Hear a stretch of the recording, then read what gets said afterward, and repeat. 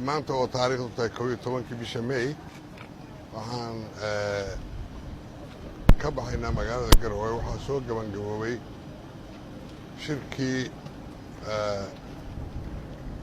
dowlad goboleedyada iyo dowladda federaalka kaas oo runtii ku dhamaaday si aan u fiicnayn dalka iyo dadka midna laguna farxin laakiin waa Soomaali baa la yahay waa la isu tagi doonaa midna waa la heshiin doonaa maray taaba laakiin hadda nasiib darro dowladda federaalka haba yaraatee wax jixin ama garowsho ah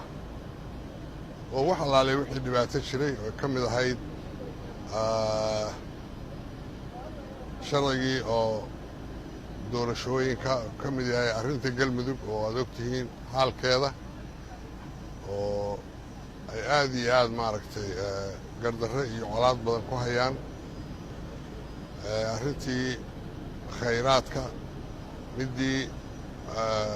golihii iskaashiga oo dowladda federaalka iyo dowlad goboleedyada aad iyo aad ayaan uga xunnahay intaasoo dhan dowladda federaalka ay wacyi diiday inay ka garowdo weliba midka labadan sharci oo batroolka iyo ama khayraadka iyo doorashooyinka labadoo baarlamaanka yaalin kaa baarlamaanka ha yaaleene midkan doorashooyinka heshiiskii baydhaba lagu galay oo ahaa keliya in doorasho one man one vote ama qof iyo cod ay ka dhacdo Soomaaliya ayaa la badiyey wax kaloo badan baa lagu daray waxaa la geeyey xagga waxayna ballantu ahayd arrimaha kaloo dhan in laga tashado meesha waxaa ka socda wada tashi la'aan waxaa kaloo aad iyo aad looga hadlay maqaamka muqdisho oo dad badan oo Soomaaliya ku nool yihiin wax ugu ganaan lahayn wax doorashaan aan lagu qaban bal in wax uu loo sameeyo taasina dee waa wax ummadoo dhan u yaal dadka reer muqdisho gaar ahaan u yaal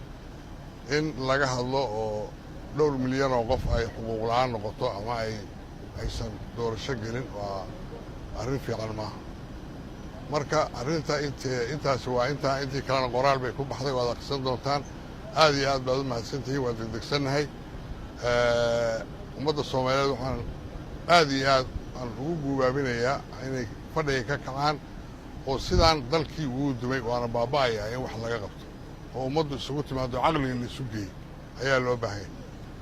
haddii caqli la waayo sidaan lagu sii socdo dalku wuu dumayaa qarannimadina way lumaysaa maanta waxaa ka fiican dhowr iyo sagaashanaadka ayaa dalku ka fiicnaa oo ka nabad badnaa oo waad aragteenoo magaalada xamar baa cashuurtay waxaa qaadanaya shabaab bakaarahay ka qaataan cashuur